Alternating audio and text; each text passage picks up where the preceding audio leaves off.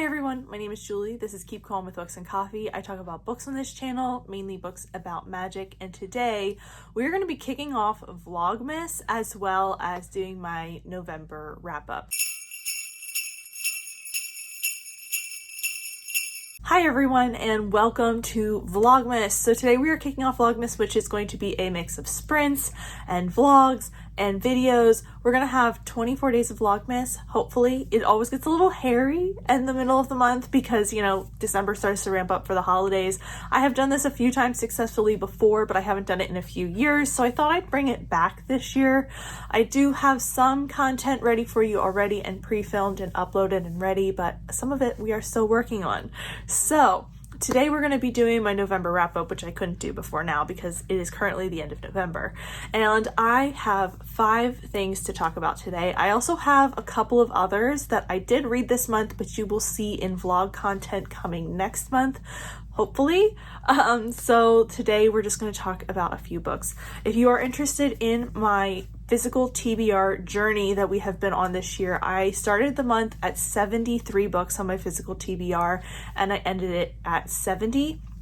Currently, I have 4 books on my currently reading shelf, so we are sitting at like between 65 and 70 if I can finish those few books, which would be really exciting. I'd love to be at that point at the end of the year. However, I do have to kind of go through and make sure that everything is in my spreadsheet because things do tend to kind of get missed.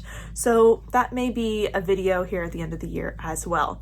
But today, like I said, we are going to do my November wrap up and I have 5 things to talk about, 4 of which are books that I have completed this month and 1 which is a DNF. So the first one I want to talk about today is The Perils of Lady Catherine de Bourgh. This is by Claudia Gray.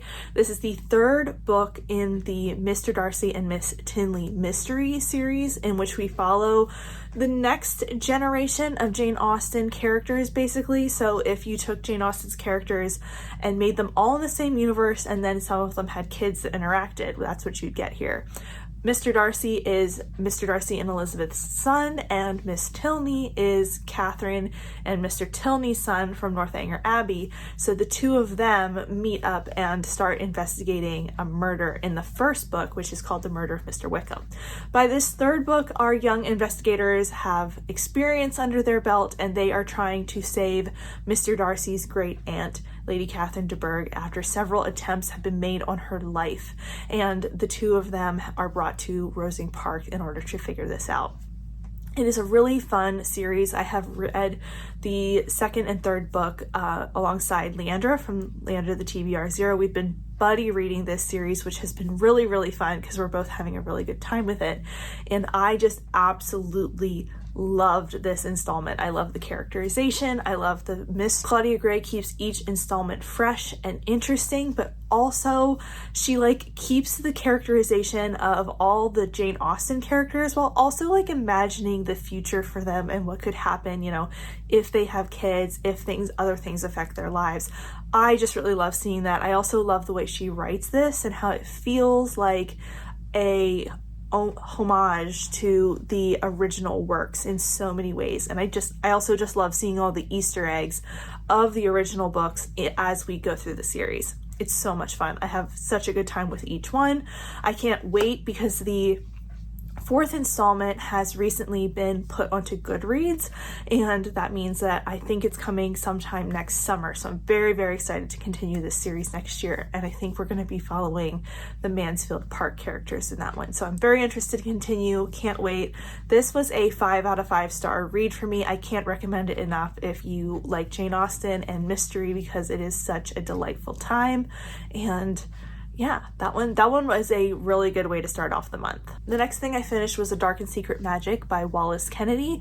This is, I believe, a standalone contemporary like paranormal fantasy, and I had such a good time reading this. This was a carryover from October. I was hoping to finish it that month, but I didn't quite get time, so it carried over into the first week of November, and it was like sort of this perfect like transition over Halloween book because it takes place in the lead up to Halloween and sort of the immediate aftermath.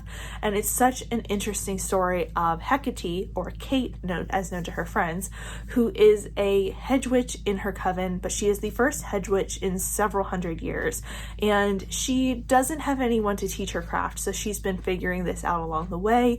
And as we approach Halloween this year, she is her life is interrupted by a young man that she knows from the past who knocks on her door and asks for sanctuary. Needless to say, Kate has a lot going on this year and has to figure out how to balance all of these things and also make all of it work while trying to figure out some secrets that her coven may be hiding from her. And this was a really fun ride. I think it was very much like almost like a Hallmark movie in that it was light and fluffy and fun to read, but there was also an element this was cozy in a lot of ways, but also there's a darker undertone there within the story that made it a little higher stakes than I would necessarily, name cozy outright. I really enjoyed that element. I liked the higher stakes. I liked how we were exploring the darkness within Kate's, coven and life and the magic within this world and trying to decipher what was going on and why the secrets were being kept from her and, kind of uncover the secrets as well. I really liked the pacing of this book and I really enjoyed all the characters. I had a lot of suspicions throughout the time. I was never 100% sure. The author kept me guessing while also keeping it light and fun and fluffy, like I said. But I really enjoyed the atmosphere of this and just can't wait to read more from Wallace Kennedy. I ended up giving this a 4.5 out of 5 stars, and I feel like this could be a book that I would reread to get into the Halloween spirit next year. Next up, I read Icebreaker by Hannah Grace, which I've had on my shelves for a little bit of time. I believe I bought this last year at the end of the year when one of my local booksellers convinced me that it was a fun time. And recently a group of my friends and I were on sprints, I believe on Neva's channel, and everyone else on screen had been talking about Icebreaker, so I decided to pick this up as well. I ended up vlogging the experience and I'm really glad I did because it was a fun time, and if you want the full story of how I felt about this book from start to finish, you can check out the vlog and I'll have it linked down below. But at the end of the day, this is the story of Anastasia and Nate. Anastasia is a figure skater and Nate is a hockey player. The two of them have to interact when one of the ice rinks on their campus is melted after some shenanigans, and therefore they pass each other on the way in and out of the ice rink. But there is some animosity there and they're not quite getting along at the beginning of the book. I think this is billed as enemies to lovers, but it never quite gets to that point. It's more like miscommunication and not getting off on the wrong foot, that sort of enemies. It's not real deep. However, sparks do fly and we kick off the story from the point where they meet, and I had a interesting time reading this. Ultimately, I decided that this book isn't for me and I gave it a 2 out of 5 stars. There were things that I both liked and disliked about this book, and the dislike just overrode the rest of the things I did like. So like I said, I gave it a 2 out of 5 stars. I won't be continuing the series, but I do see why people can enjoy this book and do like this book. Just things towards the end of the story really started to work on my nerves and bother me, so the second half kind of killed the story for me. But overall, this was an interesting experience and I enjoyed wading into the debate. The last thing I finished this month was The Demon's Bargain by Katie Robert. This is the second book in the Peculiar Taste novella series, and I believe it is also a later installment in the Dragon's Bride novella series by Katie Robert. So if you're familiar with either one of them, I read the Death God's Sacrifice a few months ago, and then these are each like bound up into 3 different volumes. So I picked this up because I wanted to finish this volume before the end of the year. In this, we're following a witch who has lost a very significant artifact in her family's witchcraft to someone that she thought she could trust, and after some attempts by herself and her friends to try to get this back, she ends up summoning a bargainer demon in order to try and assist her.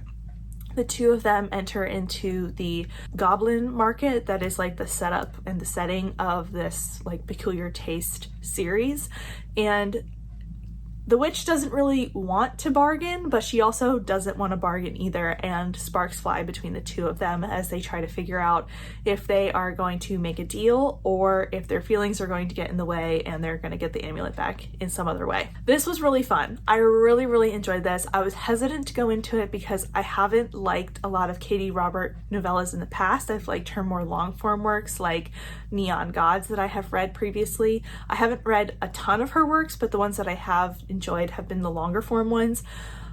But this was a great time. I really enjoyed the tension between our two characters. I thought the spicy scenes were really good. I overall just had a great time with this, and I thought it was really well paced as far as, you know, the setup, the introduction of the characters, and there was a little bit of plot to this, which helped me along. The first book in this series, I gave a 3-star, and I don't remember what I gave The Dragon Bride, but, you know, I was sort of feeling mid about both, like, series, both Katie Roberts and this, like, companion series, and this one really inspired confidence in me. So we'll see if I continue to like either one of these, but I'm now interested in going back and trying more of the Dragon's Bride series, and I'm excited to continue on with this as well. So then the last thing I have to talk about are 2 books in the same series that I ended up DNFing. So I picked up Lorraine Heath's The Chessmen series. This particular volume was in a subscription box that I got from my local indie. This is the 3rd book in this series, so I thought I would try the first book before I got into this one because I had gotten a 3rd book from them as a romance book club before, and I ended up reading the series in order and enjoying it a lot. So I thought I'll go back and try the first book, see if I enjoy that before I try this one. Unfortunately, this is a historical romance series, and the first book, when I picked it up, the power balance between the 2 main characters kind of gave me the ick. It was the lord of the house and then a woman who she wasn't actually a servant. She was in that position. She had taken that position to be a spy within the household, but he thought she was a servant. So when he saw her for the first time, he was really interested in her, and he does acknowledge that she's like a servant and he shouldn't pursue her. But obviously that's what was going to happen. So I just felt weird about that power dynamic. I was like, maybe I'll come back here if I like this one, if I can trust the author. But I just sort of DNF'd that one after a few pages when I realized that was going to be the dynamic. And then when I picked up this one, it had a different setup, but a similar power imbalance in that the male lead was going to know a secret about the female lead and have power over her in that way. So since I realized that that's this author's what she plays with or how she sets up her stories, I just realized that she's not going to be for me, and I wasn't going to go for this. Both times it gave me the ick as soon as I started the book and read that power imbalance. I'm not saying it's done poorly. I know maybe that's not how it plays out within the book, but both times I was just like, this isn't something I'm interested in reading. So, and also both male main characters saw our female love interest and were immediately obsessed, and that is also a dynamic that I don't really vibe with. So for this just isn't an author that's going to be for me, so I decided to DNF both books, the series, and I probably won't continue trying the author. But those are most of the books that I read in the month of November. Like I said, there will be some books that I finished this month that are currently ongoing in vlogs that I will leave you guessing on what they are and what I thought of them until I end up posting the vlogs, and I will try to remember to wrap them up in those months. If you have any thoughts or feelings or want to share anything about the books I talked about today, please let me know down below. And if you aren't feeling chatty, just leave me a bookish emoji. A lot of the books that I read this month had books within them, so that's why I'm choosing that one today. Thank you so much for watching, and I will see you next time. Bye!